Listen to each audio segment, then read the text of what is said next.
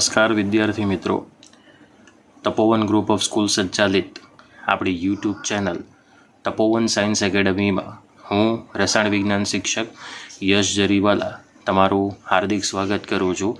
Chapter number 4ના lecture number 13માં ગઈકાલે આપણે last જે ટૉપિક ઉપર સ્ટોપ થયા હતા એ ટૉપિક હતો કે રાસાયણિક પ્રક્રિયાનો વેગ અથવા તો રાસાયણિક પ્રક્રિયાનો વેગ અચળાંક એ તાપમાન ઉપર કેવી રીતે આધારિત છે. આજે આપણે એ વાતની ચર્ચા કરીશું કે પ્રક્રિયાઓના વેગ એ તાપમાન સાથે ઘાતાંકીય રીતે કેવી રીતે વધે છે, આપણે એની ચર્ચા કરીશું. પ્રક્રિયાઓનો વેગની તાપમાન ઉપર અસર સૌપ્રથમ જે વૈજ્ઞાનિકે રજૂ કરી હતી એ વૈજ્ઞાનિકનું નામ છે વોન હોફ. સૌપ્રથમ વોન હોફ નામના વૈજ્ઞાનિકે પ્રક્રિયાનો વેગ એ તાપમાન સાથે ઘાતાંકીય રીતે વધે છે એની ચર્ચા કરી હતી. પરંતુ આનું સૌથી મોટું વાજબીપણું અને ભૌતિક અર્થઘટન જો કોઈ વૈજ્ઞાનિકે આપ્યું હોય તો એ વૈજ્ઞાનિકનું નામ છે આર્હેનિયસ.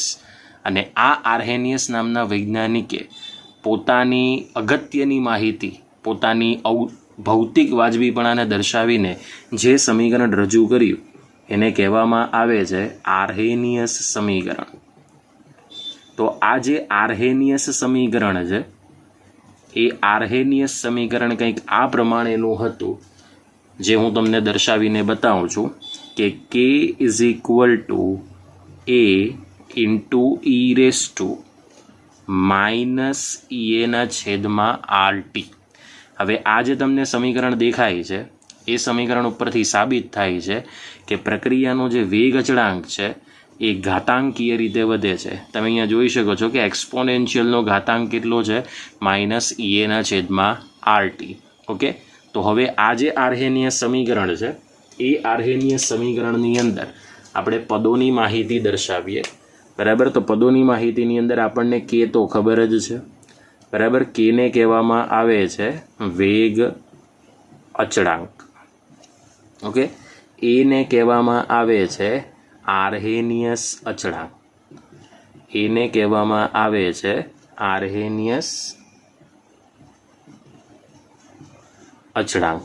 ઓકે, ચલો, એને કહેવામાં આવે છે, એને કહેવાય છે એક્ટિવેશન એનર્જી.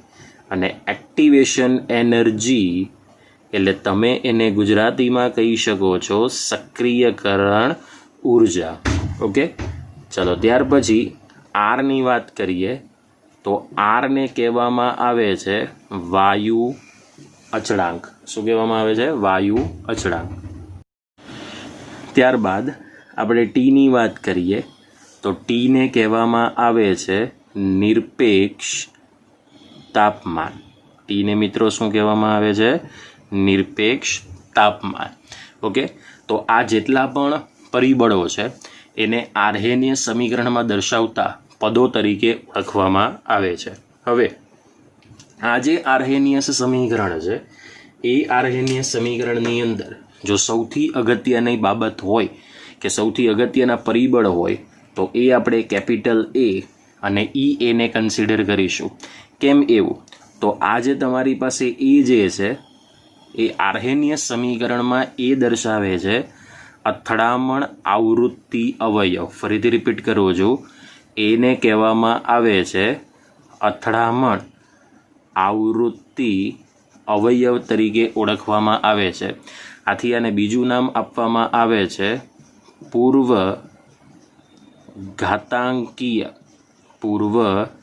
ઘાતાંકીય અવયવ તરીકે ઓળખવામાં આવે છે. હવે આ એનું મૂલ્ય એ આર ઉપર આધારિત હોય છે. ઓકે, એ એક પ્રકારની ઉર્જા છે અને ઉર્જાનો એકમ ક્યાં તો તમે કેલરી લઈ શકો અથવા તો જૂલ તરીકે કન્સિડર કરી શકો છો. જો તમે આરની એકમ કેલરીમાં લો તો એની એકમ કેલરીમાં મળશે, અને જો તમે આર જૂલમાં લો તો એનો એકમ તમને શેમાં મળશે? જૂલમાં. એ જ રીતે તમે એને કિલો કેલરી અથવા કિલો જૂલ એકમની અંદર પણ કન્સિડર કરી શકો છો. તો આ તો વાત થઈ ગઈ આર્હેનિયસ સમીકરણમાં રહેલા પદોની. ઓકે, હવે આ એ અને ઈએ એટલા માટે ઇમ્પોર્ટન્ટ છે કારણ કે આ એ અને ઈને જો બીજું નામ આપવું હોય તો એને કહેવામાં આવે છે આર્હેનિયસ પરિબળો. એ અને ઈને શું કહેવામાં આવે છે? આર્હેનિયસ પરિબળો. તો હવે આ આર્હેનિયસ પરિબળો કેમ કહેવામાં આવે છે?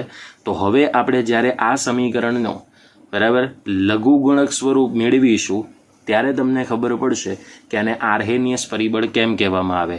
તો ચાલો મિત્રો, હવે આપણી પાસે આ જે ઘાતાંકીય સંબંધ છે એ ઘાતાંકીય સંબંધને આપણે સામાન્ય ઘાતાંકીય અને લઘુગણક સ્વરૂપમાં ફેરવી એના સાદુરૂપ આપવા માટેનો પ્રયત્ન કરીશું. ઓકે,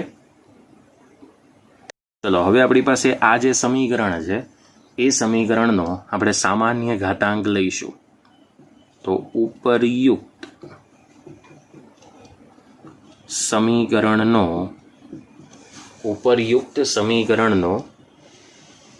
સામાન્ય ઘાતાંક લેતા, ચલો સામાન્ય ઘાતાંક લો એટલે આ ln સ્વરૂપ થઈ જશે. સો ln k is equal two ln a. Okay, minus ચલો ln e લઈએ કારણ કે આ આધારનો ઘાતાંક છે એટલે ઘાતાંક ક્યાં આવી જશે? આગળ આવી જશે. So minus ea divide by RT અને ln e ની આપણે કિંમત કેટલી લઈ લઈએ? 1 લઈ લઈએ. ઓકે, તો આ ઉપરયુક્ત સમીકરણનું ઘાતાંકીય સ્વરૂપ છે. હવે આને આપણે થોડું વધારે સાદું રૂપ તરીકે દર્શાવીએ. સો ધેરફોર ln k એટલે પુનઃ ગોઠવણી કરીશું. ln a માઇનસ ea ના છેદમાં r ઇન્ટુ શું આવશે? 1/t. હવે તમે જોઈ શકો છો ea ના છેદમાં r મેં લખ્યું છે બરાબર, ઇન્ટુ 1/T ને મેં અલગ દર્શાવી દીધું. ઓકે, ચલો હવે આપણી પાસે આ જે સમીકરણ મળે છે એ સમીકરણને બે અલગ અલગ તાપમાને દર્શાવીએ. જો તમે તાપમાન અલગ અલગ લેશો તો તમને વેગ અચળાંક પણ કેવા મળશે? જુદા જુદા મળશે. તો ચલો માની લઈએ કે તમારી પાસે T is equal two T1 છે. તો બોલો Kની કિંમત તમારી પાસે કઈ થશે? K1 થશે બરાબર. T એ T1 જેટલું તાપમાન હોય તો Kની કિંમત કોના બરાબર થશે? K1 બરાબર થશે. તો ચાલો હવે આપણે આ સમીકરણને થોડું વધારે બીજું સાદું રૂપમાં લઈ જઈએ. તો બોલો ln Kની જગ્યાએ શું થશે? બોલો K1 થશે is equal two ln a minus ea ના છેદમાં r ઇન્ટુ 1 શું થશે? T1 થશે. આને આપણે આપી દઈએ ઇક્વેશન નંબર 1. ચલો ત્યાર પછીની પરિસ્થિતિ કે Tની કિંમત જો T2 બરાબર હોય તો બોલો Kની કિંમત કોના બરાબર થશે? K2 બરાબર થશે. ઓકે, તો હવે આપણી પાસે આ જે K છે એ કોના બરાબર થઈ જશે? બોલો K2 બરાબર થઈ જશે. સો ln K2 is equal two ln a minus ea ના છેદમાં r ઇન્ટુ 1 શું થશે? T2 થશે. ઓકે, હવે આપણી પાસે જે અહીંયા શરત છે એ શરત કઈ આ પ્રકારની છે કે અંતિમ તાપમાન એ પ્રારંભિક તાપમાન કરતાં કેવું છે? વધારે છે. હંમેશા ધ્યાન રાખજો કે આર્હેનિયસ સમીકરણની અંદર અંતિમ તાપમાન એ પ્રારંભિક તાપમાન કરતાં કેવું હશે? વધારે હશે. સો T2 ઇઝ ગ્રેટર દેન શું લઈ લઈએ? T1. હવે આ જે સમીકરણ મળે છે એને આપણે શું લઈ લઈએ? સમીકરણ નંબર 2. હવે T1 કરતાં T2ની કિંમત વધારે છે તો ડેફિનેટલી K1 કરતાં કોની કિંમત વધારે હશે? K2ની કિંમત વધારે હશે. ઓકે, તો ચલો K1 કરતાં K2ની કિંમત વધારે છે તો આપણે બેઝિકલી જે માહિતી મેળવવાની છે કે સમીકરણ 2માંથી સમીકરણ નંબર 1ને શું કરી દઈએ? બાદ કરી દઈએ. સમીકરણ 2માંથી 1 બાદ કરતા. ઓકે, ચલો સમીકરણ નંબર 2માંથી 1 બાદ કરીએ એટલે બરાબરની ડાબી તરફ ln K1 છે. ઓકે, અને અહીંયા બરાબરની ડાબી તરફ ln K2 છે એટલે લખાશે શું? ln k2 minus ln k1 લખાશે આ રીતનું ઇઝ ઇક્વલ ટુ આ જમણી બાજુનું પદ છે તે પહેલાં આનું લખીશું. ઓકે, આ જે તમને જમણી બાજુનું પદ આપ્યું છે એ આપણે પહેલાં દર્શાવીએ જે T2 તાપમાને છે. તો ln a ready minus EA છેદમાં R ઇન્ટુ 1 શું થશે T2. હવે આપણે લઈ લઈએ માઇનસ, એમાં આપણે લઈ લઈએ ln k1 પદો જે જમણી તરફના છે. સો ln a માઇનસ EA છેદમાં R ઇન્ટુ 1/T1 થઈ ગયું આ પદ. ચલો lnમાં જે પદો છે એની બાદબાકી છે એટલે આપણે એનો શું દર્શાવી શકીએ, બોલો ભાગાકાર દર્શાવી શકીએ. સો ln k2 છેદમાં k1 is equal two ln a minus EA છેદમાં R ઇન્ટુ 1/T2 માઇનસ, હવે ઋણ નિશાની આપણે અંદર આપી દઈએ. સો ln a પ્લસ EA છેદમાં R ઇન્ટુ 1 શું થશે T1 થશે. ઓકે, હવે તમે જુઓ છો કે ln a વાળું પદ શું થઈ જશે, કેન્સલ આઉટ થઈ જશે. Okay, so therefore ln k2 છેદમાં k1 ઇઝ ઇક્વલ ટુ, ચલો આ બેમાંથી કોમન શું નીકળશે, EA છેદમાં R ઇઝ ઇક્વલ ટુ આપણે પ્લસ EA છેદમાં R કોમન કાઢી લઈશું. ઓકે, એટલે પદ આવશે into 1/T1 minus 1/T2. Okay, હવે આ જે તમને સમીકરણ મળે છે તે બે જુદા જુદા તાપમાને આર્હેનિયસ અચળાંકનું સમીકરણ મળે છે. હવે આ સમીકરણ લાવવાનો ઇન્ટેન્શન શું છે, આ સમીકરણ લાવવાનો ઇન્ટેન્શન એવો છે કે તમે ગણતરી દ્વારા EAની કિંમત શોધી શકો છો. ગણતરી દ્વારા કોની કિંમત શોધી શકો છો, EAની કિંમત શોધી શકો છો. હવે આ જે ln છે એને 10 પાયાવાળા એટલે કે 10 આધારવાળા લઘુગણક સ્વરૂપની અંદર ફેરવી દઈએ, જેમાં આપણે કિંમત કોની મૂકવી પડશે, બોલો lnની કિંમત મૂકવી પડશે. ઓકે, ચલો આટલા ભાગનો તમારે સ્ક્રીનશોટ પાડવો હોય તો પાડી દો. ઓકે, આપણું જે લાસ્ટ સમીકરણ હમણાં ડિસ્ક્રાઇબ કર્યું એ કંઈક આ પ્રમાણેનું હતું. ln k2/k1 is equal to EA છેદમાં R ઇન્ટુ 1/T1 માઇનસ શું આવશે 1/T2. હવે આ જે સમીકરણ છે એને 10 આધારવાળા, આધારની જગ્યાએ તમે શું લખી શકો, પાયાવાળા લઘુગણક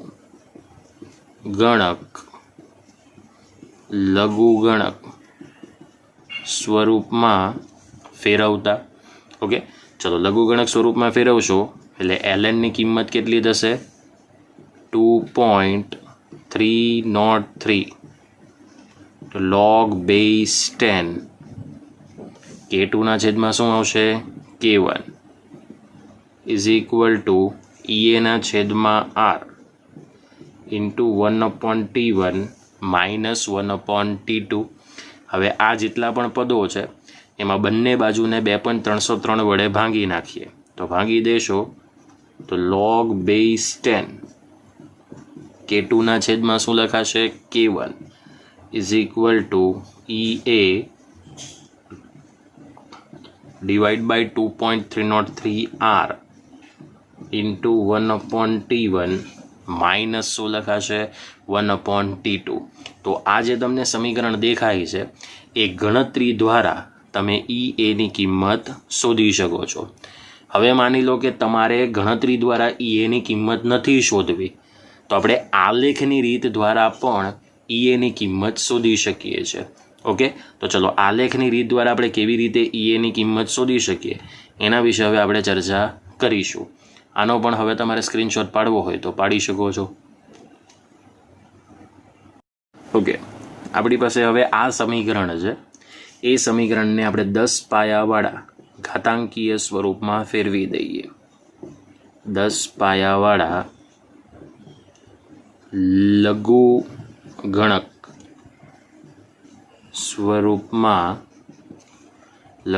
સ્વરૂપમાં ફેરવી દઈએ. ઓકે, ચલો તો આ lnની કિંમત કેટલી થશે 2.303 log base 10k, okay, is equal to 2.303 log base 10a, okay, minus EA divided by 2.303 minus EA છેદમાં RT આ રીતે લખાશે. હવે બંને બાજુને આપણે 2.303 વડે ભાંગી દઈએ. ચલો 2.303 વડે ભાંગી દેશો એટલે log base 10k, okay, is equal to log base 10a minus EA divided by 2.303 RT, okay.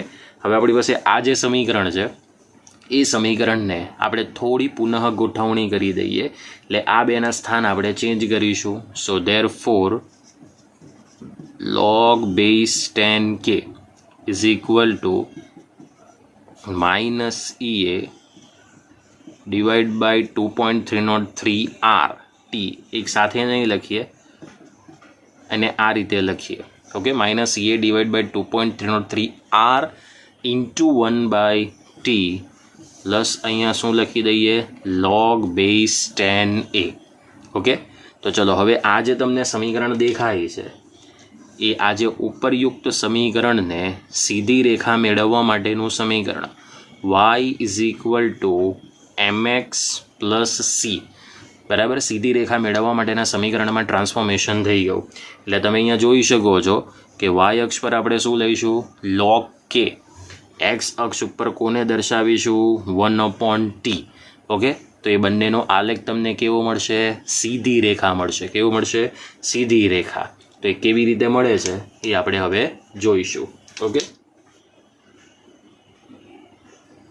તો વિદ્યાર્થી મિત્રો તમે જોઈ શકો છો કે log k વિરુદ્ધ 1/t નો આલેખ તમે ડ્રો કરો છો તો એ આલેખ આપણને સીધી રેખા મળશે. હવે આ જે આલેખ છે તે જેમ 1/t તમે વધારતા જશો તેમ log k ની કિંમત વધતી જશે. હવે આ રેખાને જ્યારે તમે પાછળ તરફ લંબાવશો અને જ્યાં છેદે છે એને આપણે કયું નામ આપ્યું છે આંતરછેદ. જે અગાઉ આપણે શૂન્ય અને પ્રથમ ક્રમની પ્રક્રિયાના જે વેગ અચળાંકના સૂત્ર માટે આલેખ દોર્યો હતો સેમ એ જ રીતે આપણે ડ્રો કરી શકીએ, ઓકે. તો અહીંયા આંતરછેદ મળશે log a અને ઢાળની કિંમત મળે છે માઇનસ EA છેદમાં 2.303 R, ઓકે. હવે જુઓ આ ઢાળની કિંમત તમને EA છેદમાં 2.303 ઢાળ મળે છે, ઓકે.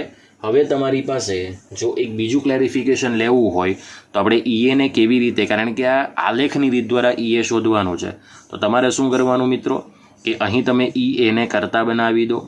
ચલો EA ને તમે કરતા બનાવી દીધું તો EA ને કરતા બનાવશો એટલે આ કોની સાથે ગુણાશે ઢાળની સાથે. ઋણ નિશાની આપણે આને આપી દઈએ તો અહીંયા શું લખીએ માઇનસ ઢાળ ઇન્ટુ 2.303 R, ઓકે. તો આ રીતે તમે કોની કિંમત શોધી શકો છો EA ની કિંમત શોધી શકો છો, ઓકે. હવે બેઝિકલી આપણે શું ધ્યાનમાં રાખવાનું છે, આપણે આ બેઝિકલી ધ્યાનમાં એ રાખવાનું છે કે આ જે તમને સીધી રેખા મળી તો ગઈ પણ આ log k વિરુદ્ધ 1/t નો આલેખ દોરવાથી આ કિંમત મળે છે. પણ જો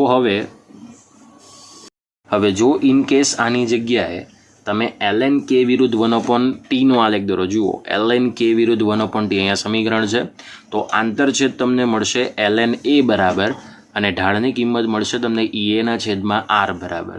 સમજાય છે? તો આ રીતનો પણ પ્રશ્ન તમને એક્ઝામમાં પૂછી શકાય. પણ હવે થોડુંક સમજો કે આ જે આર્હેનિયસ સમીકરણ છે બરાબર, એમાં આપણે નક્કી કરવાનું છે કે k નો એકમ શું હશે. કારણ કે આર્હેનિયસ સમીકરણની જે થિયરી ડિસ્ક્રાઇબ તો થઈ બરાબર, તો એ કયા ક્રમની પ્રક્રિયાને અનુસરશે એ નક્કી કરવું પડશે. તો તમે આલેખ ઉપરથી જોઈ શકો છો અહીંયા સપાટી બિલકુલ ઢંકાતી નથી, એટલે અહીં જે તમને k નો એકમ મળશે એ પ્રથમ ક્રમની પ્રક્રિયાનો જે એકમ છે એના બરાબર જ મળશે. એટલે આર્હેનિયસ સમીકરણ માટે પણ k નો એકમ કયો નક્કી થાય છે ટાઈમ ઇન્વર્સ, જેને આપણે સમય ઇન્વર્સ તરીકે લઈએ છીએ, ઓકે. એ k પછી સેકન્ડમાં હોઈ શકે, મિનિટમાં હોઈ શકે, ક્યાં તો પછી કલાકની અંદર પણ તમે ડિસ્ક્રાઇબ કરી શકો છો. બીજું આ આલેખ ઉપરથી તમે બીજી કઈ માહિતી મેળવી શકશો? ચલો હવે માની લો કે તમારી પાસે આ 1/t છે, બરાબર? તો તમારી પાસે t જેમ વધુ હશે તેમ 1/t ની કિંમત કેવી હશે? બોલો, ઓછી હશે, કારણ કે જેમ t વધુ તેમ 1/t ની કિંમત કેવી હશે? ઓછી હશે. એટલે જો તમે તાપમાન ઓછાથી વધુ તરફ જતા જશો તેમ 1/t ની કિંમત શું થતી જશે? ઘટતી જશે. તો એ જે તમને આલેખ મળશે એ આલેખ તમને આ રીતનો સીધી રેખાના સ્વરૂપમાં મળશે અને આ રેખાને તમે પાછળ તરફ લંબાવશો તો એ તમને આંતરછેદ બરાબર પ્રાપ્ત થશે. હવે બેઝિકલી એવું છે કે જો તમે 1/t ની કિંમત ઘટાડતા અહીં આવી જાઓ, કારણ કે 1/t જેમ આમ જાઓ છો તેમ વધે છે, આમ જાઓ તેમ શું થાય છે? ઘટે છે. તો જો તમે અહીં 0 થઈ જાય, બરાબર, તો 1/t ની કિંમત જ્યારે 0 થઈ જાય છે ત્યારે કમ્પ્લીટલી તમને એ કિંમત કોના બરાબર મળે છે? log a. ઓકે, અને ઢાળ ઉપરથી તમે શું મેળવી શકો છો? EA. તો હવે ધ્યાનમાં એ રાખવાનું છે કે log a પરથી તમે એન્ટી લોગ લેશો એટલે આવૃત્તિ અવયવ, અથડામણ આવૃત્તિ અવયવ એ મળે છે અને ઢાળ ઉપરથી શું મળે છે? EA. એટલે જ આપણે આગળ કહ્યું હતું કે આ a અને EA ને આર્હેનિયસ પરિબળો કહેવાય છે. શું કહેવામાં આવે છે? આર્હેનિયસ પરિબળો. પણ અહીંયા એ વસ્તુ ધ્યાનમાં રાખવાની છે કે આ જે 1/t છે એ જ્યારે 0 થઈ જાય તો 1/t જ્યારે 0 કરો છો તો t will be converted into શું થાય છે? ઇન્ફિનિટિવ. અને અનંત તાપમાનનો ગાળો હોય ત્યારે આર્હેનિયસ સમીકરણની કોઈ કામગીરી હોતી નથી. એટલે જ્યારે આર્હેનિયસ સમીકરણ હોય ત્યારે બે તાપમાન વચ્ચેનો જે ગાળો છે એ ખૂબ જ નજીકનો હોવો જોઈએ, તો જ તમે વેગ અચળાંકની કિંમત મેળવી શકો છો. હવે માની લો કે તમારી પાસે શરૂઆતનું તાપમાન 310 કેલ્વિન હોય તો તમારું અંતિમ તાપમાન કદી પણ 1000 કેલ્વિન હોવાનું નથી. આ વસ્તુ ધ્યાનમાં રાખજો, કારણ કે 310 કેલ્વિનથી 1000 કેલ્વિનનો જે ફેરફાર છે તે ખૂબ મોટા તાપમાને છે અને આટલા મોટા તાપમાને આર્હેનિયસ સમીકરણને આપણે સાબિત કરી શકતા નથી. એટલે અહીં જે આપણી પાસે 1/t છે, બરાબર, એ જ્યારે 0 થાય છે ત્યારે t ઇઝ ઇક્વલ ટુ શું થઈ જાય છે? ઇન્ફિનિટિવ. એટલે કે તાપમાનના ચોક્કસ સમયગાળામાં, ચોક્કસ વધારાના સમયગાળાની અંદર આપણે kનો વધારો નક્કી કરી શકીએ છીએ. એનું રીઝન એક જ છે કે આ જે k છે એ તાપમાન પર આધારિત તો છે પણ એ ઘાતાંકીય રીતે વધે છે, બરાબર, કારણ કે 1/t ની અંદર શું થઈ જાય છે? કન્વર્ટ થઈ જાય છે. સમજાય છે? તો આ જે તમને દેખાયું આજની થિયરી એ છે આર્હેનિયસ સમીકરણ. 3 માર્ક્સની અંદર તમને પૂછાવાની શક્યતા છે.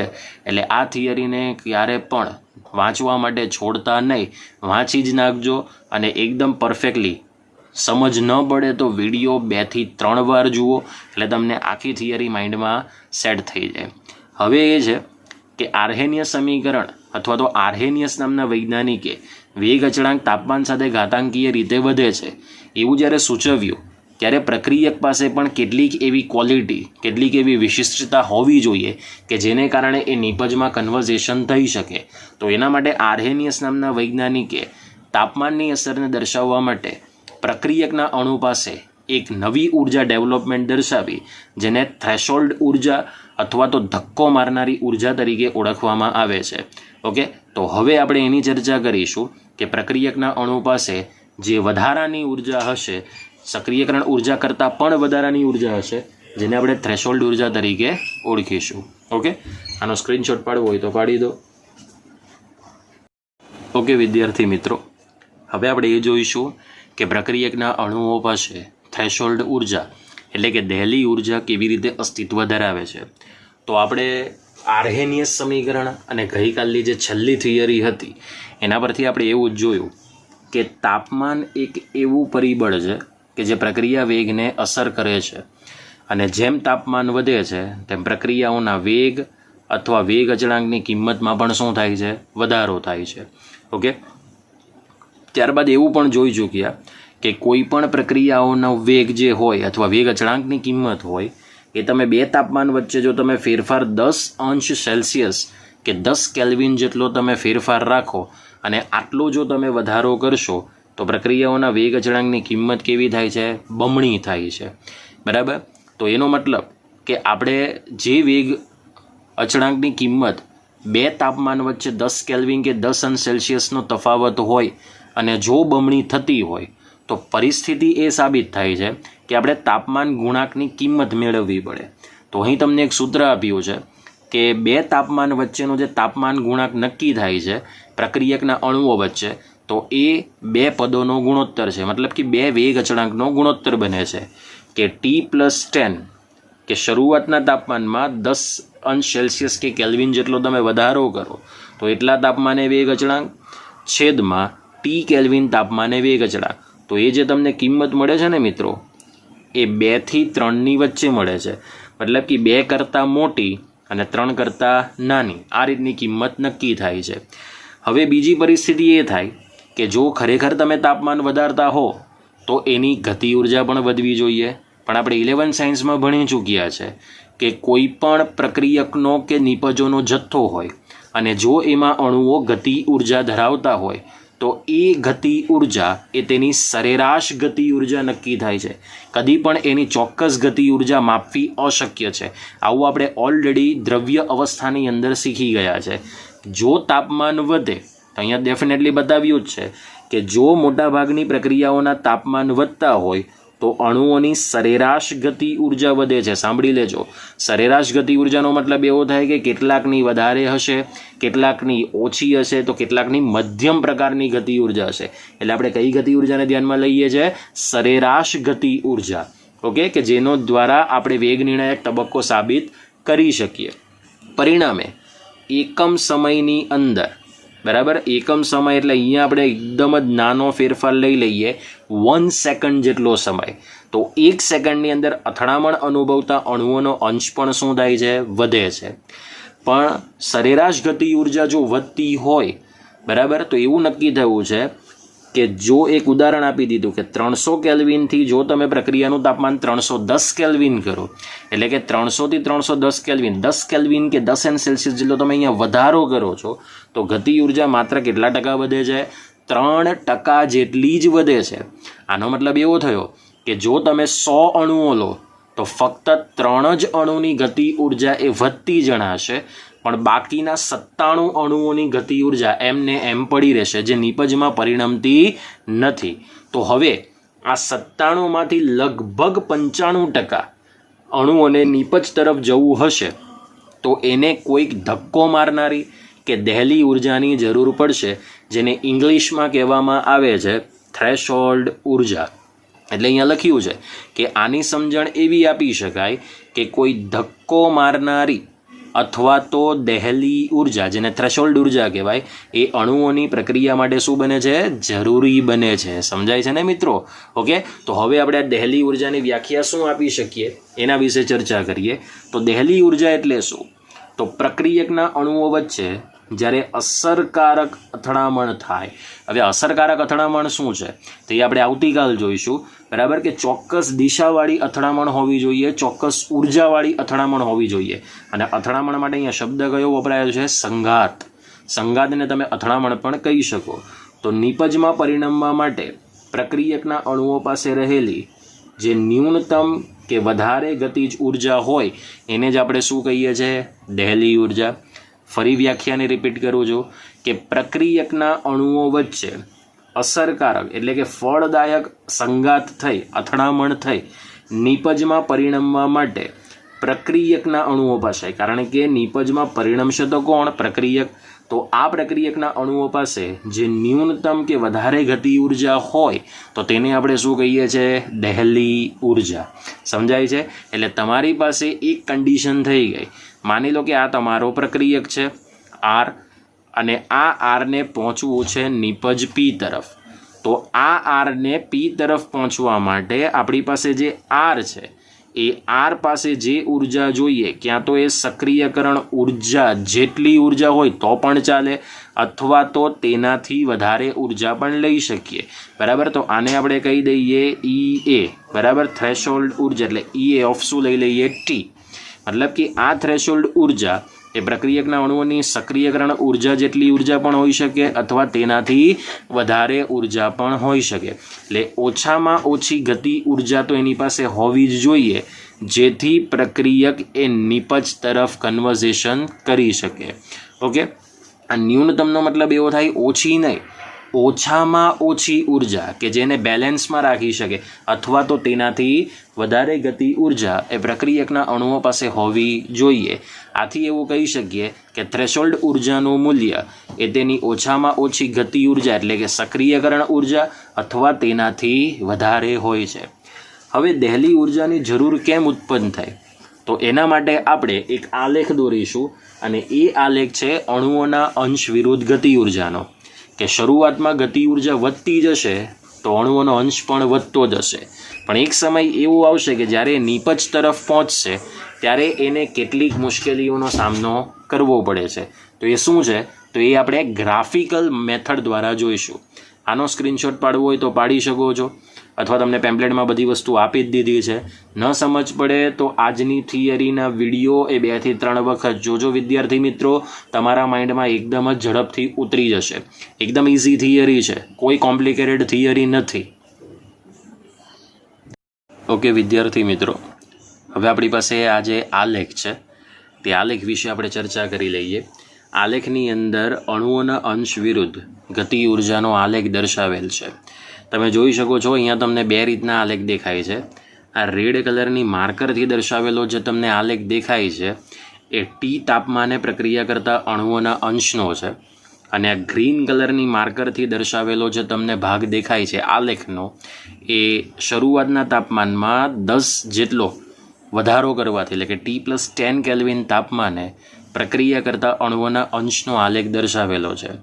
બંને આલેખ ઉપરથી તમે જોઈ જ શકો છો કે જેમ ગતિ ઉર્જા વધતી જાય છે, સરેરાશ ગતિ ઉર્જા, તેમ અણુઓના અથડામણનો અંશ પણ વધે છે. એક સમય એવો આવે છે કે બંનેના અણુઓનો અંશ કેવો બની જાય છે? મહત્તમ. અને ત્યાર પછી આલેખ ફરીથી ઘટવાની શરૂઆત થાય છે. પણ એની અંદર આજે તમને એ ભાગ દેખાય છે એ જે ભાગ છે તે થ્રેશોલ્ડ ઉર્જા છે, બરાબર. અને આ ભાગ જ્યારે બી સુધી પહોંચે છે તો એને છાಯಾಂકિત ભાગ વડે દર્શાવેલ છે, અને આ ક્ષેત્રફળ પણ તેનું કેવું હોય છે? અચળ હોય છે. એટલે છાಯಾಂકિત કરેલા ભાગનું જે ક્ષેત્રફળ છે એ અચળ હોવાનું રીઝન એ છે કે એ જે છે તે સક્રિયકરણ શક્તિ છે, જેને આપણે થ્રેશોલ્ડ ઉર્જા કહી શકીએ. અને એથી બી તરફ જ્યારે માર્ગ જાય છે તો એની અંદર કેટલીક વધારાની ઉર્જા ડેવલપ થાય છે અને એ બી માર્ગ સુધી પહોંચે છે. ઓકે, તો બસ આ જ વસ્તુ તમારે અહીંયા સમજવાની છે. તો જરા સમજીએ એનું લખાણ કઈ રીતનું છે.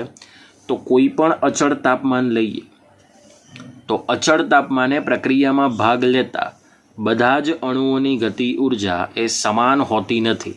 આની અગાઉમાં જ મેં થિયરીમાં કહી દીધું કે દરેક અણુ એ અલગ અલગ પ્રકારની ગતિ ઉર્જા ધરાવતા હોય છે, પણ તાપમાન ભલે અચળ હોય પણ દરેક અણુઓની ગતિ ઉર્જા સમાન હોતી નથી.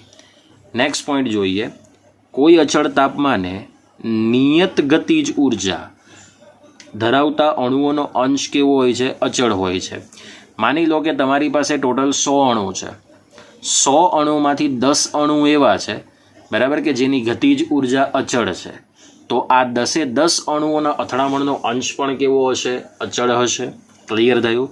આગળ આ આલેખ તમે જુઓ તો અણુઓના અંશ વિરુદ્ધ ગતિ ઉર્જાના આલેખ છે. એ આલેખમાં તમે એવું જુઓ છો કે શરૂઆતના તાપમાન કરતાં જ્યારે અંતિમ તાપમાનમાં તમે થોડો વધારો કરો છો તો આ જે વક્ર ભાગ છે એ થોડો બ્રોડ બને છે, બરાબર. ને બ્રોડ બનીને કઈ તરફ ખસે છે? જમણી તરફ ખસે છે. જુઓ આ રેડ જે માર્કરથી દર્શાવેલો આલેખ છે એના કરતાં ગ્રીન માર્કરવાળો આલેખ થોડોક જમણી તરફ શું થાય છે? સ્પ્રેડ થાય છે. એટલે કે વક્રનું શિખર જમણી તરફ ખસે છે અને વક્ર ભાગ કેવો બને છે? પહોળો, એટલે કે ચપટો બને છે. ઓકે, હવે આલેખની અંદર બિંદુ એ જે છે એ આપણે અહીંયા થ્રેશોલ્ડ ઉર્જા દર્શાવતું હોય એટલે કે સક્રિયકરણ શક્તિ દર્શાવતું હોય તો છાಯಾಂકિત ભાગ એ થ્રેશોલ્ડ ઉર્જા કરતાં વધુ ઉર્જા ધરાવતા અણુઓનો શું દર્શાવે છે? અંશ દર્શાવે છે. એટલે બિંદુ એ થ્રેશોલ્ડ ઉર્જા છે, તો બિંદુ બી આગળ જે છાಯಾಂકિત ભાગ થાય છે એ તરફ રહેલી સક્રિયકરણ શક્તિ એટલે કે થ્રેશોલ્ડ ઉર્જા કરતાં વધારે ઉર્જા ધરાવતો ભાગ છે, જે આપણે છાಯಾಂકિત ભાગ વડે દર્શાવી શકીએ. આગળ કોઈ પણ પ્રક્રિયા માટે જો તમે તાપમાન વધારશો તો હંમેશા પ્રક્રિયા વેગ વધવાનું જ કારણ બનશે, અને જ્યારે તાપમાન અસરકારક રીતે વધારશો તો અથડામણ પણ કેવી થશે? અસરકારક એટલે કે ફળદાયક થશે અને આવા અનુભવતા અણુઓના અંશમાં થતા વધારાને કારણે હોય છે. એટલે જો તમે તાપમાન યોગ્ય રીતે વધારતા જશો તો પ્રક્રિયાનો વેગ પણ વ્યવસ્થિત રીતે વધશે. વ્યવસ્થિત રીતે વધવાને કારણે પ્રક્રિયકના અણુઓ ધીમે ધીમે ગતિ ઉર્જા વધશે, મહત્તમ પહોંચશે અને ત્યાર પછી યોગ્ય ઉર્જા દ્વારા નિપજ તરફ શું થશે? પરિણમશે. એટલે અહીંયા છેલ્લો શબ્દ એવો લખ્યો છે કે ફળદાયક અથડામણ અનુભવતા અણુઓના અંશમાં થતા વધારાને કારણે હોય છે. એટલે પ્રક્રિયા વેગ વધવાનું એક જ રીઝન છે કે તાપમાન વધે એટલે સરેરાશ ગતિ ઉર્જા વધે અને પરિણામે ફળદાયક અથડામણ પણ શું થાય છે? વધે છે અને યોગ્ય નિપજ આપણને પ્રાપ્ત થયેલી જોવા મળે છે. તો મિત્રો આ હતું થ્રેશોલ્ડ ઉર્જા. બરાબર. તો થ્રેશોલ્ડ ઉર્જા વિશેની થિયરી પણ તમને પૂછી શકાય. પણ એક વાત ધ્યાનમાં રાખજો, આ A થી B તરફ છાಯಾಂકિત ભાગમાં જે ક્ષેત્રફળ છે એ ક્ષેત્રફળ અચળ હોય છે, જે કદી પણ બદલાતું નથી. હા, પછી તમે Tની જગ્યાએ બરાબર +20 કેલ્વિન જેટલું તમે કરી દો તાપમાન, તો પછી આ ક્ષેત્રફળ બદલાઈ જાય છે. પણ આ ક્ષેત્રફળની રેન્જ એ T થી T+10 કેલ્વિન તાપમાને કેવી હોય છે? અચળ હોય છે. હવે માની લો કે 300 થી 310 કેલ્વિને તો તમને દેખાય છે એ પ્રમાણે છાಯಾಂકિત ભાગ અચળ છે. તો 310 થી 320 કેલ્વિને પણ આ છાಯಾಂકિત ભાગ કેવો રહેશે? અચળ રહેશે. કારણ કે તમે જે અણુઓનો જથ્થો લીધો છે એ અચળ તાપમાને અણુઓના અંશ વિરુદ્ધ ગતિ ઉર્જાનો આલેખ દર્શાવ્યો છે. સમજાઈ ગયું? સ્ક્રીનશોટ પાડવો હોય તો પાડી દો. આમાં કેટલાક શબ્દો નહીં હશે, પણ જે અપડેટ પેમ્પલેટ છે એ 2 દિવસની અંદર હું તમને વોટ્સએપ કરી દઈશ, જેની અંદર બધો સુધારો આવી જશે. ઓકે, આગળની થિયરી લઈએ. એ છે સંભાવ્ય ગતિ ઉર્જા. સંભાવ્ય ગતિ ઉર્જા એટલે હમણાં આપણે જોયું કે જો તમે અણુઓનો 1 મોલ જથ્થો લો, ઓકે, 1 મોલ જથ્થો એટલે એવોગેડ્રો આંક જેટલા અણુઓ લો, તો દરેક અણુઓની ગતિ ઉર્જા સમાન હોતી નથી. ઓકે, તો હવે જોઈએ કે આપણે કેવી રીતે આને ડિસ્ક્રાઇબ કરી શકીએ. તો પ્રક્રિયા કરતી બધી જ સ્પીસીઝમાં આ બરાબર ધ્યાનમાં રાખજો કે પ્રક્રિયા કરતા પ્રક્રિયકના અણુઓની જે અથડામણ છે એ દરેક સ્પીસીઝની અંદર બધા જ અણુઓ એ સમાન ગતિ ઉર્જા ધરાવતા નથી. આ સેન્ટેન્સ બધા જ જથ્થા માટે કામનું છે. એટલે જો તમારે 1 મોલ જથ્થામાંથી કોઈ એક અણુની પરિશુદ્ધતા એટલે કોઈ એક અણુની ચોક્કસ વર્તણૂક તમારે નક્કી કરવી હોય તો એ ખૂબ જ કેવું છે? મુશ્કેલ છે. કારણ કે ઘણા બધા અણુઓની ગતિ ઉર્જા સરેરાશ હોય છે, તેમાંથી કોઈ એક અણુ શું ચોક્કસ રીતે પ્રક્રિયા કરતો હશે એની ટોટલ માહિતી નક્કી કરવી કેવી છે? મુશ્કેલ છે. ઓકે, તો હવે એના માટે 2 એવા રસાયણશાસ્ત્રી છે કે જેણે આ વર્તણૂક માટે સાંખ્યિકી શાસ્ત્રનો ઉપયોગ કર્યો, જેની અંદર એક છે લુડવિગ બોલ્ટ્ઝમેન અને જેમ્સ ક્લાર્ક મેક્સવેલ. આ મેક્સવેલનું નામ ઓલરેડી 11th સાયન્સમાં આવી ચૂક્યું છે, જે વીજ ચુંબકીય વિકિરણની માહિતી આપી હતી. સમજાય છે ને? તો લુડવિગ બોલ્ટ્ઝમેન અને જેમ્સ ક્લાર્ક મેક્સવેલ આ 2 રસાયણશાસ્ત્રીઓએ ઘણા બધા અણુઓની વર્તણૂક દર્શાવવા સાંખ્યિકી શાસ્ત્ર એટલે કે આંકડાશાસ્ત્ર, જેને સ્ટેટિસ્ટિક્સ તરીકે ઓળખવામાં આવે છે, તો તેમના મત પ્રમાણે એવું ગયું કે કોઈ પણ અણુની આપેલ ગતિજ ઉર્જા E લઈ લઈએ, જેને આપણે સક્રિયકરણ ઉર્જા કહીએ, એનો અણુઓના અંશ એટલે NE/NT વિરુદ્ધ ગતિ ઉર્જાનો આલેખ દોરીને ગતિ ઉર્જાનું શું દર્શાવી શકાય છે? અલગીકરણ દર્શાવી શકાય. હવે NE એટલે શું? તો E જેટલી સક્રિયકરણ ઉર્જા ધરાવતા અણુની સંખ્યા XYZ ગમે તે હોઈ શકે, અને NT એટલે અણુઓની શું લઈ લઈએ? કુલ સંખ્યા. તો NE/NT એટલે તમને અહીં શું મળશે? NE/NT એટલે અણુઓનો એક અથડામણ અંશ મળશે. વિરુદ્ધ શું દોરવાનો? ગતિ ઉર્જાનો આલેખ. જેમ તમે ગતિ ઉર્જા વધારતા જશો તેમ તેમ આ અણુઓનો અંશ વધતો જશે. એક પરિસ્થિતિ એવી આવશે કે તે મહત્તમ કન્ડિશને પહોંચશે, અને આ મહત્તમ કન્ડિશને જે અણુઓનો અંશ મહત્તમ હોય તો આ મહત્તમ અંશ દર્શાવતા અણુઓની ગતિ ઉર્જા પણ કેવી હશે? મહત્તમ. અને પછી આ અણુઓનો અંશ ફરીથી શું થતો જશે? ઘટતો જશે. ઓકે, તો આ જે તમને પોઈન્ટ દેખાય છે એને સૌથી વધુ સંભાવ્ય શું કહેવામાં આવે? ગતિજ ઉર્જા. તો આ જે તમે આલેખ દોરો છો એના ઉપરથી 2 માહિતી પ્રાપ્ત થાય છે. પહેલી માહિતી શું? કે આ જે વક્ર ભાગ છે એનું આ શિખર કહેવાય. બરાબર. તો વક્ર ભાગનું જે શિખર છે એ સૌથી વધુ સંભાવ્ય ગતિ ઉર્જા ધરાવે છે, એટલે કે તે મહત્તમ ગતિ ઉર્જા ધરાવે છે. આ પહેલું પોઈન્ટ થઈ ગયો. બીજો પોઈન્ટ કે ઉર્જાના આ મૂલ્યની, હવે આ જે ઉર્જા છે બરાબર, એ ઉર્જાના મૂલ્યની ઉપર કે પછી નીચે, હવે માની લો કે તમારી પાસે સંભાવ્ય ગતિ ઉર્જા ધરાવતું ટોટલ મૂલ્ય આવી જશે. આ સંભાવ્ય ગતિ ઉર્જા ધરાવતું મૂલ્ય છે અને આ સંભાવ્ય અણુઓનો શું છે? અંશ છે. તો આ ગતિજ ઉર્જાના મૂલ્યથી કંઈક ઉપર કે આ મૂલ્યથી કંઈક નીચે અણુઓની સંખ્યા શું થતી જાય છે? ઘટતી જાય છે. શું થતી જાય છે? ઘટતી જાય છે. હવે જુઓ, આ આખો તમને પોઈન્ટ બતાવ્યો છે બરાબર. હવે આ પોઈન્ટની તમે ડાબી તરફ જુઓ તો અણુઓનો અંશ ઓછો છે.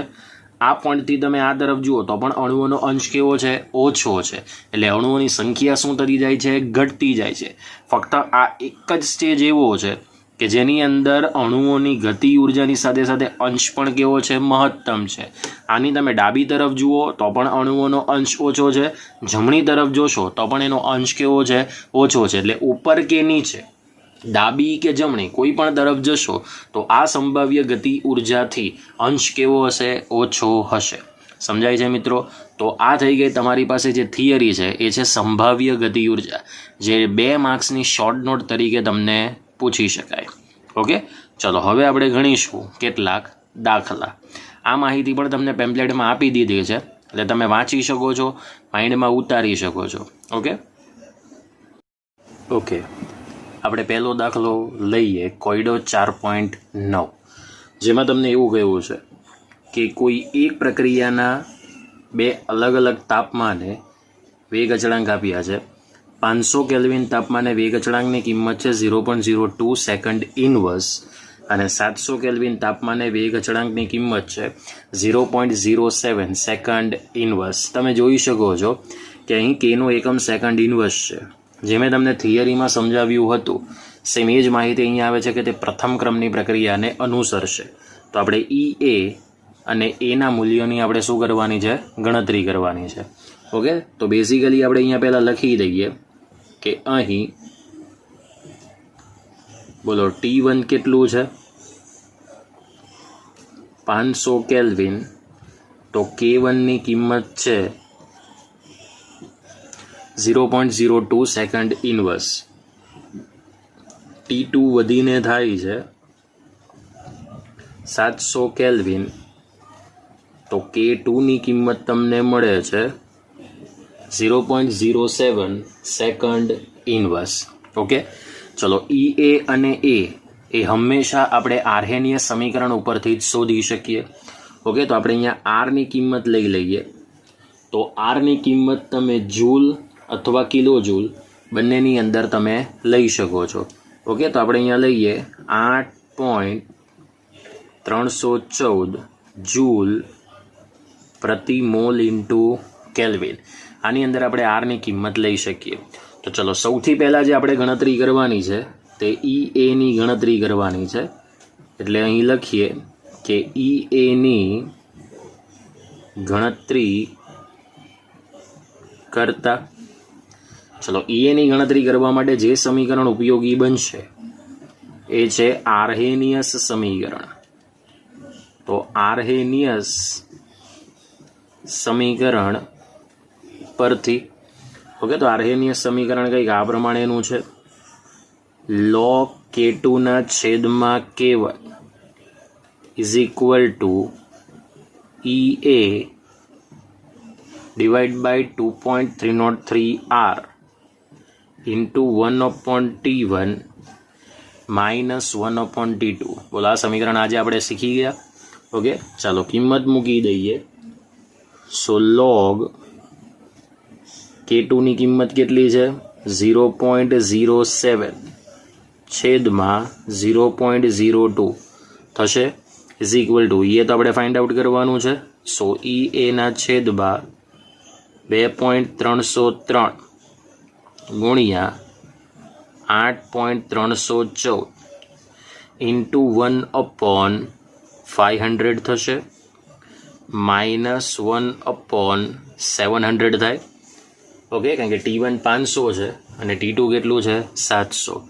ચલો, ધેરફોર હવે આપણી પાસે જે આ 0.07ના છેદમાં 0.02નો જે ગુણોત્તર છે, ઓકે, 0.07 ડિવાઈડ બાય 0.02 ગુણોત્તરની કિંમત આવશે 3.5.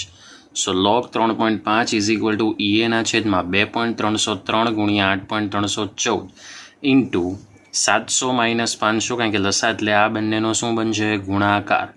ઓકે, સો 200 છેદમાં 7 પંચા 35. ઓકે, ટોટલ આપણી પાસે 4 શૂન્ય આવશે. My mistake. 200ના છેદમાં શું આવશે?